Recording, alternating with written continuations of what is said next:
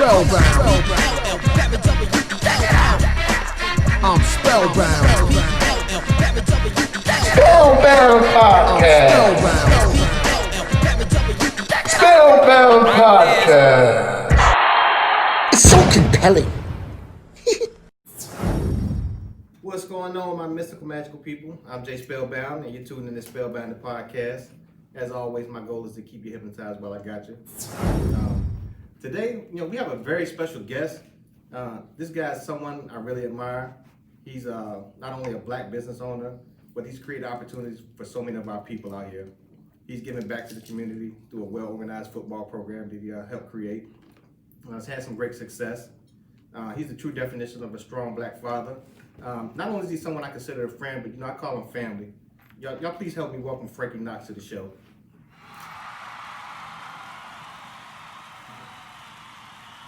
Thank you, man. Yes, sir. What's going on, bro? What's going on? Good to have you here today, man. First thing. I'm honored, man. First thing here, how you been holding up through this pandemic, man? We gotta talk about that. I mean, it's for me, like the pandemic it is what it is. But I've been doing well. Okay. Been doing well. My family's doing well. Everyone's healthy. So that's good, pretty bro. cool for me. That's good. Being a business owner, how did it affect your business this year? Well, in the first quarter of the year, we basically, we do a lot of tax returns. Yeah. And accounting firm. So we seen a decline in business there, but in other sources of the business, such as like people opening businesses, and so those things helped us a lot with structuring businesses, business formations, and the accounting practices. So honestly, like the third quarter, we had our largest third quarter in the last 13 years. Wow, that's good, man. Especially during this time. Yeah. So the beginning of the year, you kind of took some losses with the business. Did you have to go back and reevaluate how you had to do business this year? Yeah, that's one of those things that you have to do that like on a daily basis. Yeah. See the plan and then reevaluate. It's like the stock market or something. You got to see the shift and try to see it coming prior to. The great thing is it's I have been planning for the last 3 years to move our business completely virtual. Oh, okay. Right. So we've been putting the systems in place, so it just forced us to use it. I'm glad you were able to survive it and actually come out and have a great year out of it, despite everything that's happened with this whole pandemic. So I'm glad you were able to survive it, man. Yeah, thank you. A lot of people found ways to survive. It's like anything else. You back a cat into the corner, the cat's gonna come off swinging. You'll find out what you're made of when you're back against the wall. Yes, sir. Man, what I wanted to do is I wanted to focus on, not so much of just the whole Virginia Beach, but Right. our area where we come from, Bayside. I want to get a chance to rep our area. We all tell our stories and what it was like for us growing up, coming up in that area. Right. First thing I wanted to ask you, Bayside. What does Bayside mean to you? Bayside, man, it's like, to me, it's the heart of Virginia. Yeah. Right. To me, it's the heart of Virginia.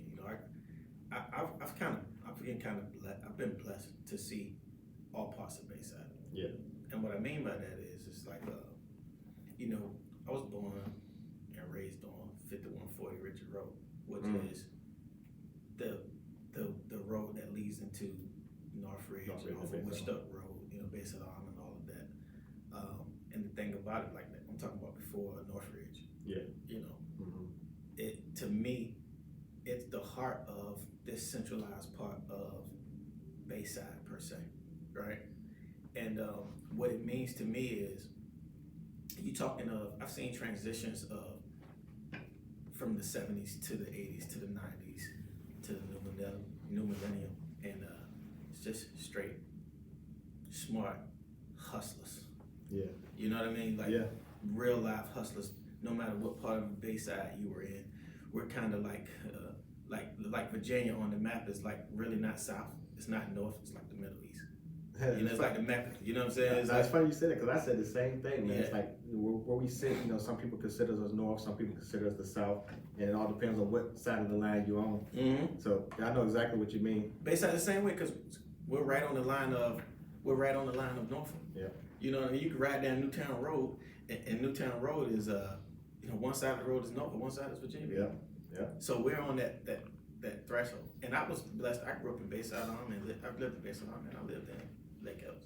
Like you said, like Virginia itself is rides that borderline of north and south, and then our area Bayside it rides that along between Virginia Beach and Norfolk. Right. So we get that energy from both sides, all sides. It's funny you mentioned Richard Road, man. I caught a charge on Richard Road one time. Oh, Who didn't? That's a whole other story though. But for as long as I can remember, I moved out Virginia Beach from Norfolk when I was like in the 4th or 5th grade, and as long as I can remember, you grew up in the Bayside area, the Witch Duck Road area. I grew up in the Newtown Road area, Lake Edwards. Right. And as far as long as I can remember, those areas never got along with each other. I beg to differ though. Yeah. Yeah. You were out there a little bit longer. Yeah. You actually grew up out there from the beginning. So, Even most of the guys my age probably did though. Yeah. Yeah. But so explain it a little bit. So. All right. So. Help educate me a little bit on that. All right. So from my perspective. Yeah.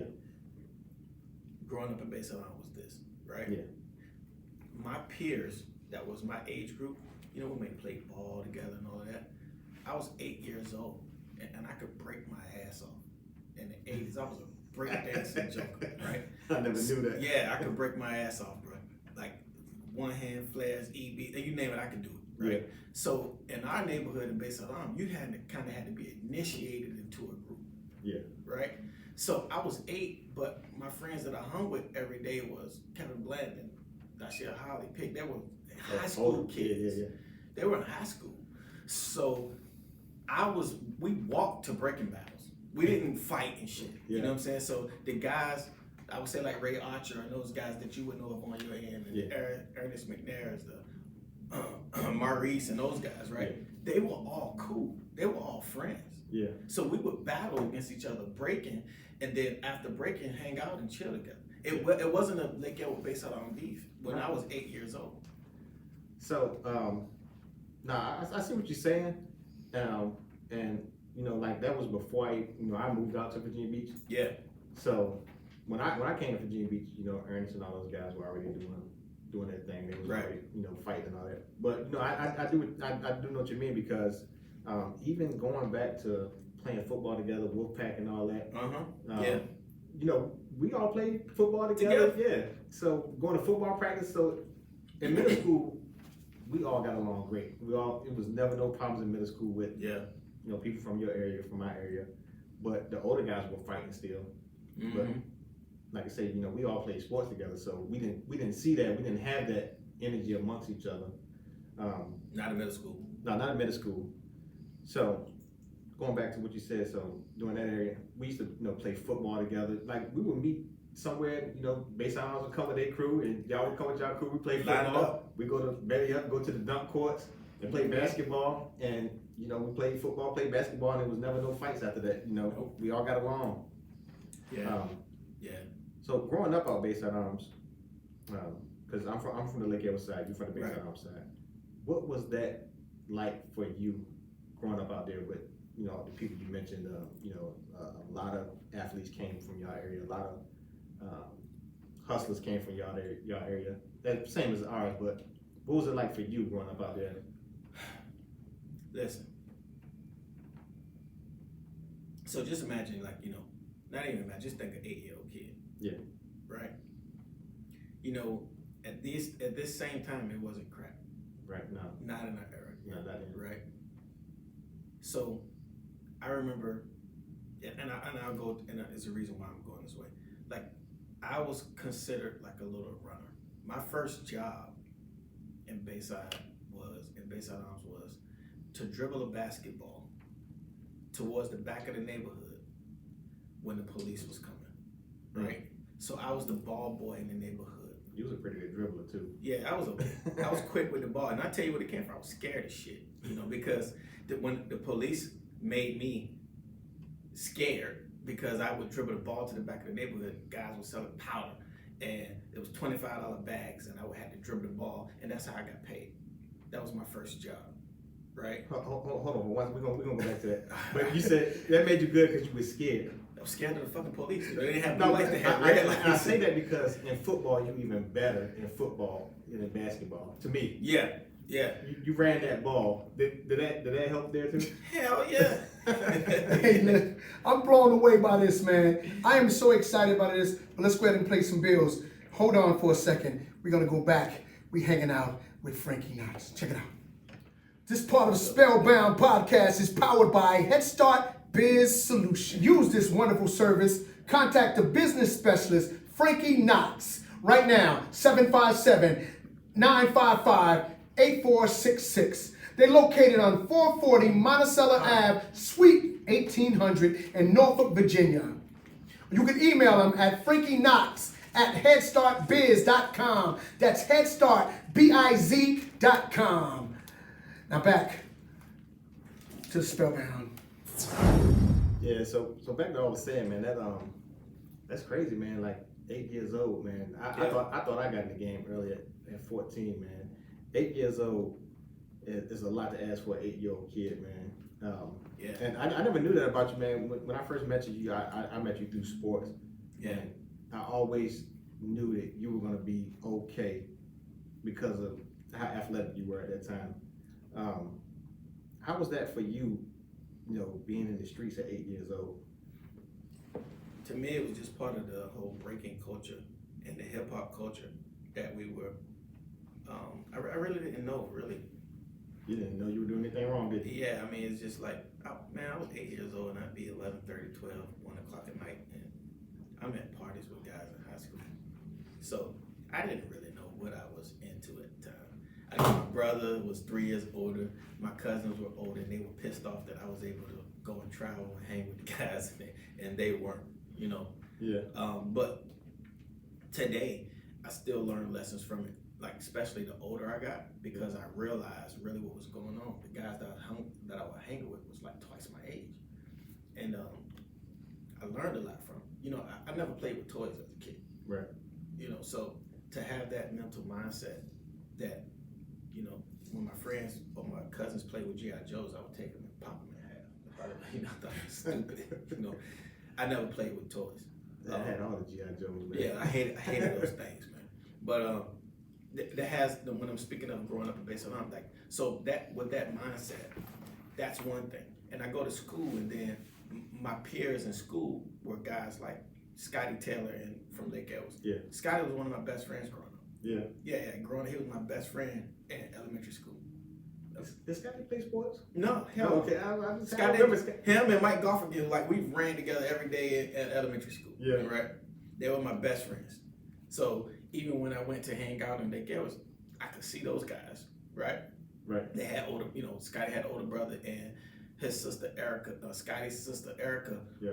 Mike had an older brother, Thurman, Right. and Scotty's sister Erica was cool because the guys that I break with would go and see her and Shannon at her house. Yeah.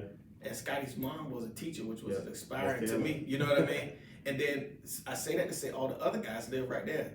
Maurice, Ernest, everyone was cool.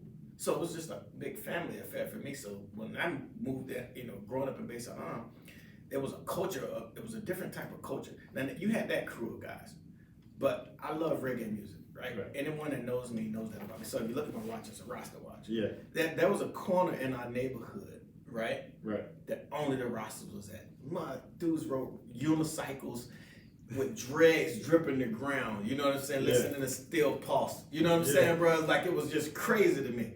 And I was strung out on reggae music and hip hop at the same time. It turned out. It turned me out. Like, to this day, like, you spin a rhythm, I don't lose it. Like, Yeah. a good one. So You keep talking about these moves, man. I'm about to see one of these moves, man. I don't have no moves, bro. I can't dance, bro. You know, like I can't dance. My kids joke about that. Mine too, man. I can't used to tell my wife, we used to have dance battles. Yeah. I was like, where? Because I don't got no rhythm. I have no rhythm, bro. I thought it was just me, so I feel great. It's good to know that you're there too. Yeah. But Now, growing You up said was steel different. post, I'm sorry. Yeah, Steel Pulse, bro. Like, Steel Pulse. And I want to tell you what's crazy about that. Rest in peace to a brother named Lil Junie. Like, Steel Pulse had a concert. So it's equivalent to our time as like now. Steel Pulse had a concert, and Lil Junie had a van where he would pull the slide door back and it was the whole slide door was just a speaker. Like all you heard was bass and music and tweeters and horns, right? Yeah. He came through the neighborhood one day, Still Pulse had a concert, and they actually came through our neighborhood and chilled. What year was that? Man, it had to be like 84, 85, Okay. right? That was crazy to me. You know what I mean? So those are the things that kind of made me, and I just saw just hustlers. We be asking like, how was it growing up out there? I just saw a lot of hustlers. Like we had a neighborhood where it never slept. Yeah. It could be 4 o'clock in the morning. You can go outside and it's 200 people sitting outside. Yeah. See, the way y'all neighborhood was set up, man, it's a little bit different than Lake Ellis because Lake Ellis is wide open. Spread out. Yeah.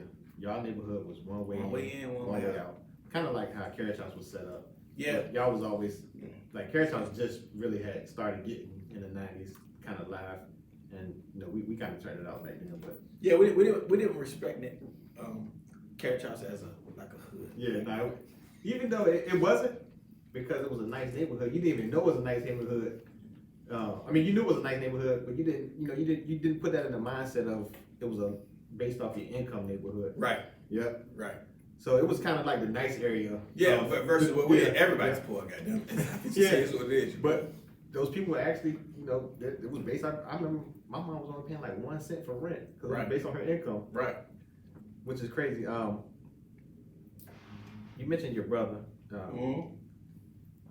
What influence did he have on you? Because your brother's name was kind of ringing out in the streets. He was kind of he known for rumbling and things like that. And I say that because you were one of those guys. You can come out Lake Ellis. You can be out Bayside Arms, and you were cool with everybody. I don't remember nobody having any problems with Frankie. My brother was wild. Like he jumped up. He was crazy. He was young. That wasn't the front. Like he was young. My brother at a young age, he was crazy. I see my wife over there smiling. My wife isn't here. She over there smiling. She's had a crush on your brother. Yo, yeah. I'll go ahead with that shit. No, he was fucking crazy, bro. Like I'm talking about, like he would. Let me tell you, he got mad one day because he wasn't allowed to go out the house. Like my mom told him to stay home and watch over me. Yeah. This motherfucker set the curtains on fire. You know what I'm saying? Set the curtains in the house on fire. That was one thing I used to hear about your brother. Your brother was crazy. He was crazy. So the influence he had was like he protected me. Like you remember Tito? Yeah, I remember Tito. Him and Tito, rest in peace. Tito, they were best friends. Yeah. And Tito used to always want me to hang with him. And Jason and his brother was the same age, and he used to want me to hang. My brother used to throw rocks at me. No, you can't hang. So he always was doing something to protect me from exposing me to the things he was doing. So I always had those kind of people. I had my brother and the older guys always protecting me from doing certain things. So I had to walk with a certain type of because respect. They seen it, bro. They knew you were different, man. They knew you were different. It's funny that you mentioned Tito because me and Jason, his brother, we were real tight. I remember that. Yeah, we were real tight, man. Like even when he moved from Bayside Arms, I used to go spend the night at his house, and people didn't know that. But he did. He talked about it. Yeah, that was my guy, man. He talked about that you was his brother. Yeah, He talked about it. Yeah, me and Jason was real cool, man. Playing sports, playing football, Wolfpack to me is legendary for our area. It has helped so many of us. Do you think, playing football and playing basketball through Wolfpack, did that help keep you from going to prison? Definitely. I gotta say this, guys. Hit squad. That's the thing. I just gotta jump in because that was one of my favorite things they used to do, Jay. So I give you a story. Okay. I give you a story that a lot of people may not know, right? So we finished playing flag football. Me and Joshua Bain, right? He played for the Redskins in flag football. I played for the Raiders. They never beat us. Yeah. I never lost a flag game, right? So we're sitting one day from riding. We started running track together and doing things, and we're sitting on the porch at the season on my grandmother's porch, and we was like, "What are we gonna do now when it's time to go to tackle football?" That Wolfpack idea came up from him and I sitting on my grandmother's porch talking about football, and we decided that it was gonna be the Wolfpack, and we influenced his dad and my uncles to coach us and be our coaches as Wolfpack, 1986, right? Wow, man, I And never that never became the knew that, birth man. of the Wolfpack. Ron Williams, Frankie Knox birthed the Wolfpack. So when you think Hey, about this is an amazing moment right Yeah. there. This is some breaking news. no, listen, I'm glad. we were fucking 10 years old and we birthed the Wolfpack. Yo. No, because I remember Coach Nicky, I remember Coach Ron, I remember Coach Parker, all those guys, man. Nightmare, bro. Yes, sir, Coach Parker, man. That's why I stopped playing, man. I stopped coming to practice, man, because Coach Parker was worse. He would ride through the neighborhood with that truck Bro, I find you, bro. and find you and find out why you ain't come to practice. That day. but check it out though, Jay. I'll get to your question. But you remember that when I was talking about I was scared of the police? Yeah, It made me so scared that I was scared when it was time to put the equipment on. yeah. Coach Parker took all my equipment off. Mind you, my uncles lived in the same house with me. I grew up in a house with 16 grandkids in a 3-bedroom house. So your bed was the floor, or if you was able to get in the closet that night, right? Yeah. So Coach Parker was my cousin. He is my cousin, Okay. and him and my uncles were best friends, and they lived in the house with me. Wow. Now my uncle was, you remember Coach Nicky? Yeah, Nicky, yeah. right? Yeah, like right. from 500 pounds. It was crazy, right? And then Not trying to be funny. Nick the Dick. yeah, Nick the Dick. And then Al Parker on the flip side was crazy too. And Uncle Keno, he was crazy. Coach Keno was crazy.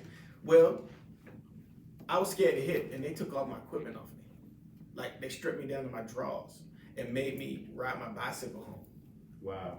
So that helped me get over that Get over fear. that fear. But to get out of trouble, because the fear, I was just running from the police last night. Yeah. You know what I'm saying? Yeah. So But you scared to hit. scared to hit. Running But from police, but yeah, scared to hit. but I just ran 45 touchdowns last year. But did it get me out? Keep me out of trouble? It gave me the discipline. It gave me a lot of disciplines that a lot of kids don't have. That gave me the basic foundations to never quit. It's like that's why I do what I do in business today. You know what I mean? Along with that, and it just correlated when it came time. You know, when I got lessons about my life. I love that, man. Like, yo, you just dropped some news on me. I never knew that you guys sat there and came up with that whole Two 10-year-old kids, bro. wolf pack. And that birthed the Steelers that Wow. dominated, that birthed everything, bro. That birthed the Nighthawks, that birthed the Cavaliers, everything that we're doing today. Wow, I'm excited. I'm glad I'm here, man. This is an incredible experience for me to even be a part of the launch of this episode of the Spellbound Beach Chronicles. But let's go ahead and pay some bills, guys. For sure. I'm just loving this conversation with Mr. Frankie Knox. Spellbound. This portion of the Spellbound is powered by Jazzy Jewels Boutique. Go right now to jazzyjewels.com. That is JAZZI Jewels, JEWELZ.com. Now back to the Spellbound Beach Chronicles. My God, Mr. Frankie Knox. You know, we were just talking about your brother and how he tried to protect you from some of the things that he was involved in that he didn't want to get you involved in. You're the youngest of three, right? Mhm. You got your brother, then you got your sister, and then it's you. Yeah. I was the same way with my brother, man. Like the stuff I was doing, I tried to keep him away from him. You know, when I started smoking weed, him and Lil Boo Boo used to take our roaches and smoke our roaches. And you know, when I found out that, you know, I roughed him up a little bit. I told him, like, yo, you better than me, man. I don't want you being involved with this stuff. When we had that big fight in school in '92, you remember that? Yeah, I remember that. Yeah. The next year they wanted to do the same thing. I said, no, y'all don't do that, man. I got kicked out of school. We all got kicked out of school. We can't even go to no schools in the Tidewater area. They went to school the same time. We did the same thing, man. The next year, and they all got kicked out of school. We all had to go to alternative schools. And I say that to say because you know you mentioned your brother as being a big influence on you. I know I met your mom before. Yeah. So I never met your pops, and you know I just want to ask you, what was your relationship with your pops growing up? Well, here's that's a great question. Biological. Let me tell you the things I saw as a kid. Okay. Right? My biological father was a magician, but the dude was like heavy in the street. Yeah. 83, candy apple red drop top Cadillac, piped out white and red interior. 83. 83. 83. Pick me up, 3 years old, ride me on Virginia Beach, Atlantic Avenue, top down, candy apple red. Y'all got the same pops? All of us have the same. Yeah, father. you had to because y'all all Yeah, like right. If you see my dad, Yeah. we're the same. Okay. Like walk the same, everything, right? So people used to think I was pimping when I walked, or my brother would. In reality, this is my dad, the same, right? But here's what's interesting about it, right? When the crack era hit, you got to take, he was one of those guys that he demanded attention from his aura, Right. right? And because of it, a lot of things came. He's probably one of the best bass guitarists in the world, right? But the relationship wasn't there. My brother had a different relationship or had a different memory than I had with my dad. And he was in that era when crack hit the scene. Schiff and coke was just like somebody smoking blunts in our time. Yeah. You understand? It The was 70s normal. coming, it was normal. You couldn't tell somebody that you add a little baking soda that you brush your teeth with cocaine and put it together and what it would be. He got caught in that era, right? So that relationship that I was supposed to have wasn't there, right? I would cry to go home to my mom the days that I was supposed to spend with him, right? But my time frame at the age of 5, my stepfather, which is my father who raised me, he came. That's when my mom and him, they met then. Because my dad was absent. Yeah. You know what I mean? No, I know exactly what you mean. Yeah. So the presence or the principles that's instilled in me didn't come from my natural born father. It came from my father. That's my pops. That's my dad. That's everything. But biologically, the natural things, the talent, the natural gifts, the genetic things came from my biological dad. And the relationship with the both of them are great now, because not until I had my own children did I realize the power that a father was supposed to have on a child. Yeah. And at that time, I forgave my dad because it was out of his control, right? It's a sickness, man. Yeah, it's a sickness because that crack don't play, and it hit him. And then one day I forgave him. I went and visited him in prison and I talked to him. I forgave him and we made amends and we're cool. That's deep, bro. Yeah. I appreciate you sharing that story. We're gonna talk about you being a father. We're gonna jump into that a little bit, but I know exactly what you mean, man. That whole area with the crack, man, back around 1989 when it really hit our community hard. My mom got swept up in it. Yeah. My house was a crack house, bro. Right. Like we actually sold drugs out of my house, and that's how you got the Joe Bowes and the Jabars and the Twans, and they came because we pumped out of my house. Right. So I know exactly what you mean. So I appreciate you sharing that story, and like you say, man, that it's a sickness, man. It's nothing they can control, man. Once you get that first hit, man, you're gonna keep chasing that same high until you can find it again. But you're never gonna find that same high that you got the first time you smoked crack. But they're gonna keep chasing. They're gonna chase it, bro. And it tore a lot of our families up, man. Crack cocaine did. It turned Carriage House into a war zone. Yeah. Which was, like you say, like it wasn't it wasn't Bayside Arms.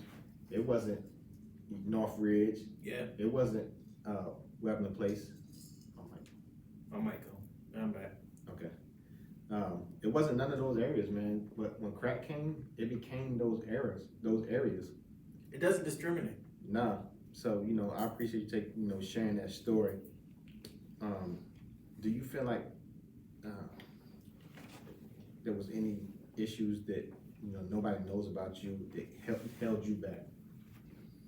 Any issues that you had? Yeah. Like I was like it was a fear factor coming up, especially like through elementary, high school. I was with literacy. Nobody took the time to like sit down and help me with literacy and things of that sort. I could take numbers and spit numbers backwards. Like when I say that, like it's just ironic how my profession has to do with taxes. And Yeah, things like that. So yeah. I couldn't remember a number or mathematics like it was nothing. You remember Coach Jenkins? Yeah, I remember Coach J. Yeah. So I got kicked out. Bayside, right? Yeah. Yeah. Coach Jenkins, legendary, two Yeah. times back-to-back Yeah. state Yes, basketball sir. champ. He fussed me out one day because he went to my geometry teacher and asked her. I got kicked out of school for having a pager, right? And he asked her what could I do. We had to have them. Yeah, We had have to have them. asked him what could I do to make sure I passed the class because they kicked me out of school for having a pager, right? And she's told him, like, Frankie has 110 average on tests and quizzes in my class, but he only has a C because of his absence in class, right? That was my strength. I could see numbers in my sleep, right? But my weakness was that fear. I was scared to read to the crowd, right? Yeah. The literacy never clicked, reading and all those things. That was a fear for me. Like, I remember the first time I actually had to speak to an actual crowd, giving a presentation. I was so fucking nervous. Yeah. You know what I mean? Yeah. So that was always a weakness. That was always a weakness for me. So that was one thing that was always a weakness. So I surround myself with people that can make sure that the things that I'm weak at becomes my strengths. I mean, I never knew that about you. I look at numbers different too. Math was always my best subject. Mm-hmm. And I look at numbers, like I look at license plates and I look at the numbers and I see numbers different than Right. how my wife would see numbers, Right. So I know what you mean, but I would never know that about you. Yeah, bro. And even to this day, man, especially with the things you have going on. And then on top of that, most of us were leaving and going to prison at 18, 19 years old. Yeah. You went to college. Yeah. Where'd you end up going to school? I went to community college. It's Okay. called Butler County Community College. But you went out of state, right? Kansas. Okay. Man, listen. I didn't go to prison. Yeah. That shit was the closest thing to it. Yeah. If you want it. No, me and you had a conversation before, and you might not remember, because we were sitting around your house and we were sipping a little bit. Okay. But yeah, you told me you went to Kansas, and I think you might have been in the mall, and you might have had some wrong colors on or something. Fuck. What? All right, so listen, you from Bayside, right? Yeah. We think we can hustle anywhere in the world. Yeah. I don't give a damn. If you from Lake Ellis, Carrollton, you from Bayside, you think you can hustle anywhere in the world. Yeah. So here I am. I'm in the campus, basic. So let's take a TCC here Okay. and sit there in the middle of a field in Kansas where there's nothing around it, Okay. right? And the closest city is 45 miles away. Mm. So we're going to Williamsburg, Okay. okay? In reference to what you From said. Virginia Beach, Okay. we're going to Williamsburg. All right. And there's money to be made Okay. on campus because everybody smokes weed. This sound like power. Bro, I'm going to get it. So I took off, went all the way to Kansas. I go in this neighborhood, bro. Back home where we want to wear. Yeah. I got a blue hat on backwards, blue polo shirt backwards, blue jeans, red and white, blue Adidas Air Force Ones. And man, when I went in that place, I went into, everybody looked at me like I was fucking crazy. I'm like, what's wrong with y'all? I'm chilling. And you're not with nobody from the home team. Hell no, I got two girls to take me, a white girl and another girl to take me out there. Nobody from the home team. Just basic. It's just me. Yeah. When I get there, I go inside that house. I go to buy, I got my, college students get that money. Yeah. I ain't got like 2,500. You know what I'm going to do. Yes, sir. Right? Yes, sir. So I go in that house and everybody in there, what up, blood? What up, cuz? I was like, what the fuck are y'all talking about, man? They said, you ain't from around here. I was like, nah. They basically had to escort me out of their neighborhood because I walked Oh my God. through the hood to the spot because I didn't have any fear, right? It was like, we're going to make money. Yeah. I walked, and then on the way back, they escorted me out of there because I had the wrong colors. They told me next time you come back, don't wear none of these colors, bro. Or you ain't making it about it, you're going to die. Like, the police wouldn't come in the neighborhood. It was tough. And you wouldn't think it's like that in Kansas, but they get down. Yeah. So basically, you went out there like thinking how some of the people used to come to our area. Yeah. Thinking Dumb. our area was Green. soft. Yeah. I wasn't thinking they were soft, but it is what it is. And I had another encounter when I was in the mall. In the mall, it was the same scenario prior to that. And we had to skate out the back of Macy's because they was trying to kill us. What color did you have on? Green. I knew. I thought that's what you told me. I said I green, just wanted to make sure. Yeah. What do you mean? The leprechaun, Man, them people was crazy out there, man. You know, we talk about, you know, when you went away to school. Yeah. And you know, me being naive, man, I always thought that I was one of the first people from our areas to have kids. But now I see everybody posting their kids on social media. Yeah, oh, it's my hell. baby graduated college. I'm like, man, all these people did have kids when I was having kids. You know, my oldest son is 26 years old. My oldest daughter 25. Right. When you went away to school, you already had kids, right? Yeah. My oldest daughter was born. Yep. And I had a woman pregnant. Different people though, right? Two different ones. Okay. So how was that for you going away from school and then and you had two daughters, right? One daughter born, one daughter on the way. Yeah, How was that when you went away for school and then you got these babies on the way, one here, one on the way? I mean, it was challenging. Yeah. Because the story I shared about my dad is like I never wanted to be the father that was absent Right. in the girls' like in my children's lives. So it was tough.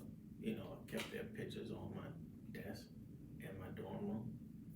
But my youngest, you know, the other one she was born my freshman year on the Christmas break this time. Oh wow. Yeah, her birthday is actually in 3 days, I think.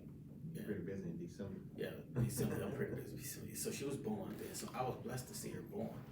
You know, so you know, it was a tough situation. You know, because you want to be there to nurture, Right. you know, and help raise, and you know, all of that. So it was refreshing. And you know, part of the reason why I asked that is because I know at some point when you came back, being a father, you were a single father for a while, right? Yeah. You had your girls, right? Mm-hmm. How many did you have at the time that, you know?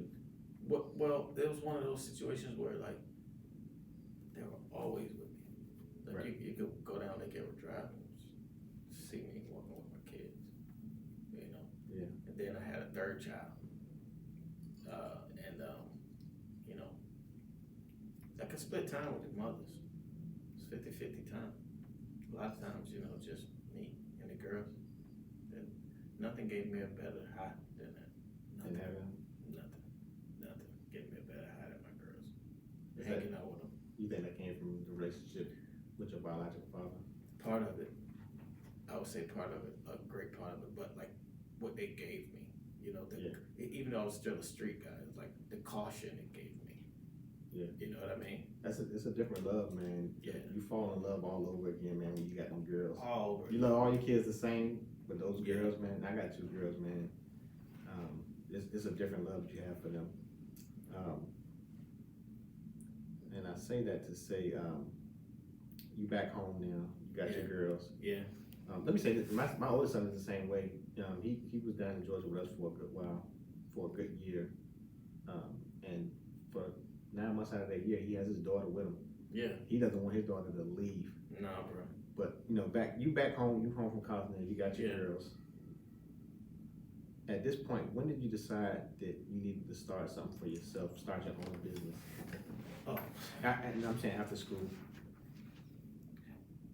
I was gonna save this for another interview, or just for my book that whenever I write. Okay, whatever you want to talk about. But I'm gonna share this piece. Okay. Right. I still live in Portsmouth. I started working. Right. So I say I'm gonna leave because when you come from school, you want to live upright. Right. Yeah. So at the time I started living in Portsmouth. Okay. It's a little small apartment complex, nice little apartment complex. And I was working for a rent-to-own company, right? So I was an account manager and I delivered furniture. And I would get my paycheck. This is in the 90s, coming into the new millennium, like 99. And my paycheck would be like $198. Yeah. After child support took everything, you know what I'm saying? Like $198. And I had a 3-month-old daughter that I was raising alone by myself, you know. I think her mom just like kind of suffered from postpartum depressions or something. Is this your oldest baby? My youngest Oh, daughter. youngest daughter, okay. Yeah, so I have 3 girls. Yeah. This is 2001. Okay. 2000. Coming to 2001. And I was you familiar with the Jordan Bridge? Yeah, Right. yeah. All right. So we're talking about the old Jordan Bridge, that shit shipped when you Yeah. went across it. So I was going one day across the Jordan Bridge, and it used to be 50 cents to go across. You got to throw it in. Yeah, you had to throw it in, and then it would turn green and you could ride off. Yeah. Right. I had 38 cents in my name. Right. I had 38 cents, and I threw the 38 cent into the. I knew it was 38 cents. I was driving an old ass Eldorado Cadillac, 1980 something Cadillac. I threw it in there and it didn't turn green. The lady saw me coming every day back and forth, and she looked at me, and she was like, she looked at me, and I looked at her like this, shrugging my shoulders. She was like, "Don't worry about it, baby. Go ahead." I'll never forget this day. Like, my oldest daughter at the time was 5. The next one was 4. Okay. My youngest daughter was 3 months. Wow. Right. You got all 3 of these girls.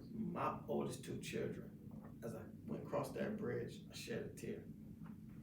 Because I was raising them. Yeah. To me, by Yeah. myself. Yeah. Not saying their moms Wasn't there. weren't there, but when they're with me, I'm by They myself. mine. They're mine. Yeah. Right? And the oldest 2 told me, "Dad, don't worry about it, we got you." I was like, "What you mean?" I was like, "Dad, we're gonna help. We're gonna change her pampers. We're gonna make her bottles. We're gonna do everything.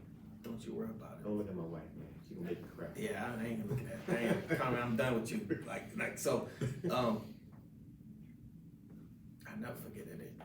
Like that day was one of those days that told me I need to make a change. So I wasn't in the business. It kicked something in me that kicked back to that Wolfpack mentality. Yeah. And from then on, it was on. You know what I mean? So I say that to say it was like, that the best thing that could happen to me was having those children young. The best thing that could happen to me was those struggles. Yeah. Sometimes those struggles, man, is what motivates you. Like, even now, like the way we spoil our kids nowadays, I think we take that hustle from them, man. Yeah. But we want to give them different than we had. Yeah. But I think it takes that hustle mentality from it. Like, you gotta go get it. Nobody's gonna give you anything. Yeah, I appreciate you sharing that story with me, man. I know you said you were saving it for the book. We can still throw it in the book. But I appreciate you sharing that story with us right here, right now. You dropped us with a couple exclusives, man, that a lot of people might not even know. And saying that, did you always feel like you were different from the people that we grew up around? And I'm not saying better, but I'm just saying Right. different. Yeah, I knew it when I was when I was like 7 years old. 7 years old. Yeah. What was it?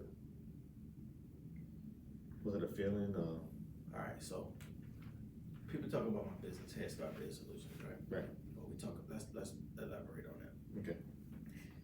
Everything within that business is about helping the need of the people. Right. I was like that as a youth.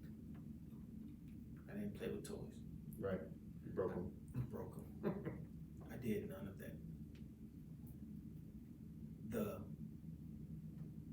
Struggling with literacy, right, or reading, extended from it. And you wonder how? It's because the things that I visioned and saw around me. right, And I was afraid to speak about it, which why I never sought out help. Yeah. When I knew I needed help. You know what I mean? Yeah. I knew I was different than my peers. I knew for a fact I was different than my cousins. I knew it. Yeah. But I thought I was weird. Yeah. I was sitting the fucking top of the tree. You know what I'm saying? By yourself? Yeah. Just to get away from everybody? Yeah, it was just different. I knew back then that I was different. And I'm not saying better. Right. I just knew it was something different. Yeah. No, I mean, you know, we all do come from different backgrounds, different things inspire us. And that was good, man. Like, you know, that helped you become who you are now. Yeah, definitely. you created something amazing, man, and I watched that you give so much back to the community, man. Like, I watch your post that you put about these young people, man, and giving them these opportunities to create for themselves, 18, 19 years old, 19, 20 years old, assistant manager for your business. Like, what kind of trust do you have for these people to do that, man? Like, what makes you want to do that for them? Get ready for it, bro. Yeah. I am honored to be in the presence of such young, intelligent people. We put a cap on things. Right. God is infinite, bro. You know what I mean? Yeah. There's nothing between the ground and the sky. Yeah. Other than your mindset. And I learned so much from this generation. My daughter is 20 years old. My youngest daughter, the one I spoke about, that was 3, she's 20 now. And she brings to me joy, energy that I never had. We spoke recently, man, about the same daughter you're speaking about. Yeah, She basically is running your business for you right now, right? she run me under the fucking You ready to retire? She run me under the ground, bro. You ready to retire and leave it all to her, right? Yeah. Man, that's amazing, man. Yeah, because she knows that, you gotta understand, like, she been with me since she was 8 in the business. Right. I structured a corporation when she was 8 years old, that's hers now. It has credit, it has perpetual existence beyond her. It's older than her, right? Right. The same daughter we talk about got an 813 credit score. That's beautiful, bro. You understand what I'm saying? There's not a person in my corporation that doesn't have less than a 750 credit score. I'm enjoying it. Right. I think I'm trying to. Yeah, and I say that to say that that's what it's about. And I'm learning from their time set. Right. Like, knowing that I'm a little old school now. I'm the guy that I was learning from those other guys. You know, having a 19-year-old assistant manager, she didn't know. But it's for me, because I have to prepare her to really be a true assistant manager. Right.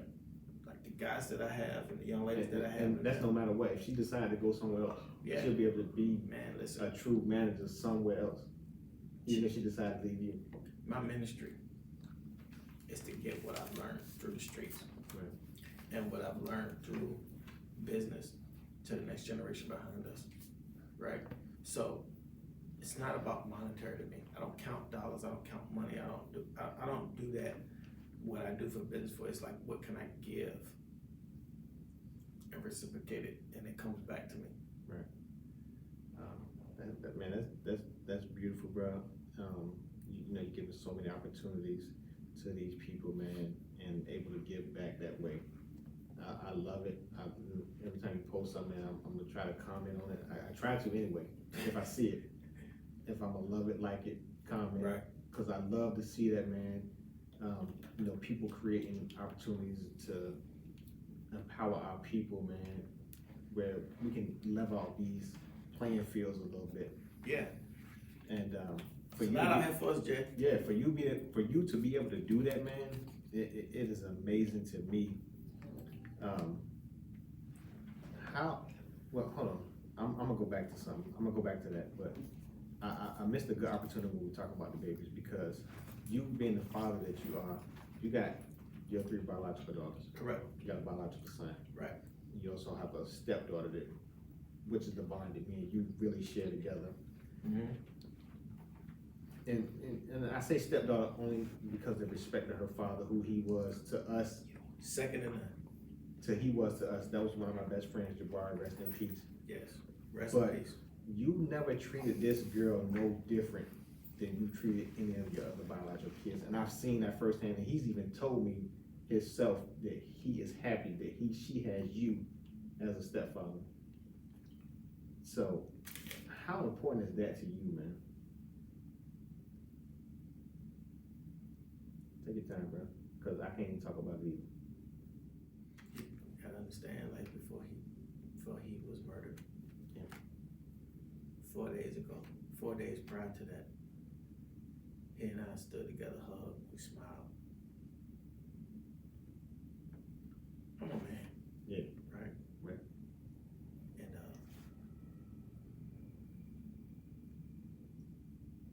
we've had conversations about it. Yeah. Prior to his death. And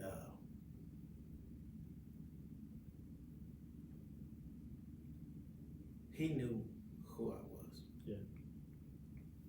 But really knew who I was because we're raising the same young lady to be a woman. Right? Pardon me. No, you good, man. You good, bro. To some people, they won't understand this, but we became brothers. Even though he had a child by my wife, Right. right? Yeah. And our goal was her well-being. It's not often that the mother, your spouse's ex, comes in town and call you before they come and say, "Hey, let's get together." Mm-hmm. You understand where I'm coming from? Yeah. So the relationship we had is like, he probably could have told me he had a problem and I would have showed up for him. Yeah. No. You understand what I'm saying? I believe that, bro. And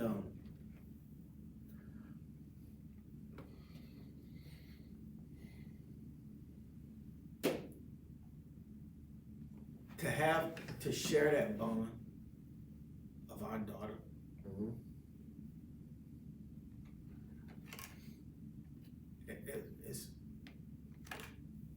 it's just like I can look at my daughter, bro, and she ain't been the same since. My family hasn't been the same since. But he knew that she was okay. Yeah. I assured him that no matter what, she my daughter too. Yeah. Yeah. So Man, when I know that, man. I know that for a fact. I made sure he knew it. Do you understand what I'm Yeah. saying? I made sure that he knew that no matter what, your daughter is gonna be okay because she's my daughter too. She's not separate from me. And That's good. I love her so much that out of all of my girls, she takes my advice the most, right? Yeah. And for her losing him, I look in her eyes every day and know that she ain't whole. And there ain't nothing I can do to fix that shit. Oh, man, that's good, man. I don't understand if you understand that, but there's nothing I can do to fix it but show her an example of what a king is, an example of what a man is, because her dad was that. Yeah. Do you understand that? Yeah. So before she go off and date a young man or something, my baby come and sit down and talk to me. You understand what I'm saying, bro? I do. Man. So when she was graduating high school, 6 months after her dad's death, I made sure, to the best of my ability, her prom and her graduation was the way he would want it to be, not by my standards. That's all right, man. I came, man. You know, you told me when she was going to the prom, man. You can't. Yeah, you gave me the address, and I was there, bro. Yeah. So some people don't understand that. Me and this brother could sit up to the wee hours in the morning and talk. Because I know what it's like to be a child that has a biological father and a father in the home, and he wasn't absent like my dad, right? If I was going through something with her through her adolescence or something, I could pick up and call, man, what the fuck is wrong with this goddamn girl? Yeah. Does that make sense at all? Yeah, no. Like, what the fuck is wrong with her? You know what I mean? Yeah. Like, yo, you need to talk to her. Like, man, I ain't got shit to do with that. You better talk to him. No, I used to escalate his voice at times and shit. Yeah. Man, shit, I ain't got nothing to do with Squeaky you. say that. Scream, man, shit, you better talk to her, bro. I was like, all right, cool. Right? But it was a type of relationship when it came time to come sit with me. We go hang out together and, you know, have a drink or something. One of the smoothest brothers that came from Bayside ever. And can't nobody ever take that from that man. And he one of the ones that bridged that gap between He did. Bayside Arms and Lake He Hills. did, because he made money on both sides of the field. Yeah. Wow. So respect to him. You know, I love him. I love him You too. know, I I love miss him every day, man. Yeah, I love him. Guys, can I take a little pause and Sure. Yeah, real yeah, quick, yeah. 'cause this is Yeah, so 'cause I gotta get myself together anyway. Yeah, I need to sip this. Frank, I heard you earlier speak about a book, that you got a book coming out. I just started writing it, bro. Just started writing. Okay, so I'm gonna encourage you like I encouraged Jay. Whether it's 45 minutes a day, 30 minutes or 45 minutes a day, take time to get this book out. Yeah. Because books live forever. It's something when you go to the dirt that will always be on this earth is your book. Tell your story. I'm excited. Spell, you want to close on something? Yeah, I'm in the process of writing my book too, man. You need to. One of the things the last thing I wanted to talk to you about, we talked about your business. I told you I was gonna come back Yeah. to it. Generational wealth. Important. How important is that to you, and important to our people? Man, let me share this. Yeah. The house I lived on Richard Road. The reason why I had to move to Lake Hills, I moved to Ocean View first. My mother and my stepfather, I won't say step, but my father, Yeah. he visited every weekend, and spent time with my mom, right? Yeah. We moved to Ocean View when I was 12. When we moved to Ocean View when I was 12, it wasn't because, and I'm gonna give some not game, but I'm gonna give some truth of how I got into the tax business. We moved when I was 12. Remember when I said it was 16 grandchildren and people that lived in that house Yeah. on Richard Road? Yeah. My grandmother passed. And I walked into the house in Lake Ellis when I was 14. Because we moved. Now my stepfather, which my parents weren't married at the time, they got together and decided to move to Ocean View. They moved from Ocean View and they moved to Lake Ellis. And that's how I started, hanging out with some of the guys from Lake Ellis. But I already had relationships because I went to elementary school with these guys. Yeah. My grandmother lost her house. The house was paid for. We lived off the land. We had squash. We had snap peas. We had green beans. We had cantaloupe. We had everything in the backyard. Where was this at? Richard Road, Richard Road. Wow. right? Yeah. To this day, I'm a vegetarian. Oh wow. 23 years, Wow. right? Well, that situation allowed me to see something different within myself. And people wonder how I got into the tax business. My grandmother's house that we all grew up in, 5140 Richard Road, she lost her house for back taxes. The house was paid off, but because my family couldn't settle the differences, when she passed, she lost her house for $3,000 in taxes, and I didn't understand it until I was sitting in that house that apartment in Lake Edwards, off of Lake Edwards Drive. My mom was sitting in the floor one day crying, and I'm like, "What's wrong, Mom?" And she found the paperwork from her mother that she went through it, that she lost the house for $3,200 in tax money. How old were you? 14? No, I was 18. 18, okay. I was 18, had a child at the time. And I didn't realize that. So I'm determined to educate myself about taxes. I'm determined to educate myself about different things and not have those quarrels that don't mean something in the big, the big scheme of things. Yeah. That's what caused me to kind of go into that field. Yeah, that's man. You know what I mean? It's those stories like that that mold us into the people that we become. Because your family went through that and you were able to understand your family went through that, man. You created something beautiful here, bro. The legacy means important to me. Yeah. It's a lot to me. And that's something me and my wife talk about all the time, that we try to talk to our kids, because growing up, all we were taught was you gotta go to work. That's it. You gotta work for somebody. That's it. But working for somebody has never created generational wealth. It would not. know me. Never I will. know you. We came up from the streets with hustling. My wife didn't come up from the streets hustling. Right. But Neither did I. if she did, she would be a kingpin, bro. Oh, fucking right. She would be a kingpin Yeah. just because of her hustle. And we try to instill that into our kids, man. And we want to show them that you can create your own lane. You can be a business owner and have ownership, man. Because to me, ownership is everything, man. Owning something. I'd just rather have the control though. Yeah. Having full control of whatever you want to do, man, is a beautiful thing. Yeah. I hate to have to wrap this up, man, but Yeah. you know, we've been going for a minute and it went there. It had me tearing up, bro.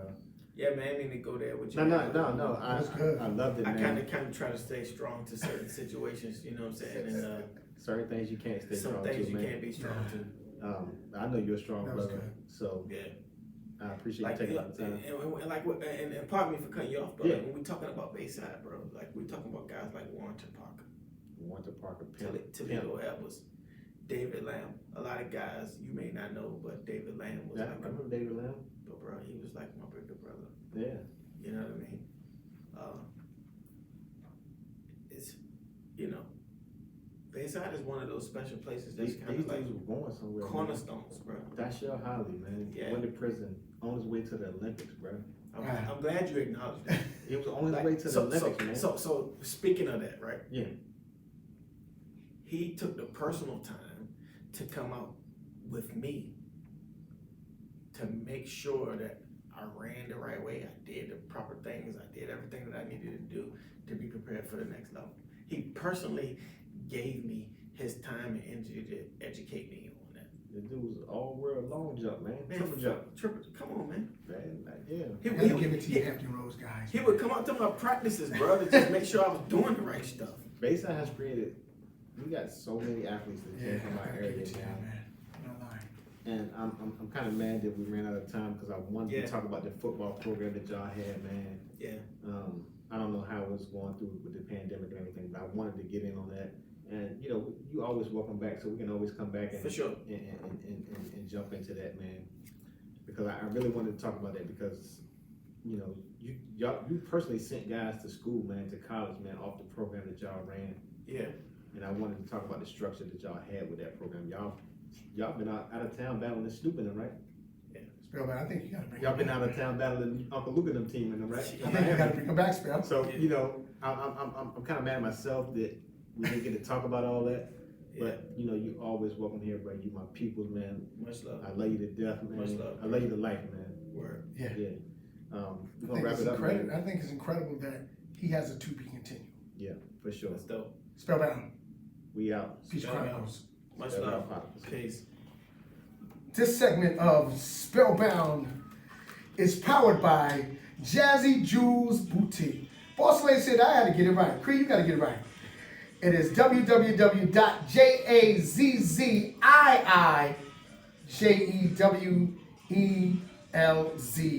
www.jazzijewelz.com. That's what it is. Black business, we gotta change her name, make it all fancy. But she's off the chain, professional, and she's everywhere. I said it in my Virginia Southern voice. Shout out to my man, business specialist. Oh my God, Mr. Frankie Knox. I am so proud of this brother. Has his own business, Head Start Biz Solutions. That's B-I-Z. Told you black people changed it up. Solutions. I want y'all to go right now, go right now to Head Start Biz Funding. I need it.com or call 1-800. It's 757-955-8466. You've been listening to my man, my brother. Hey, Spellbound. We out of here. I'm spellbound. I'm spellbound. Spellbound Podcast. Spellbound. Spellbound Podcast. It's so compelling.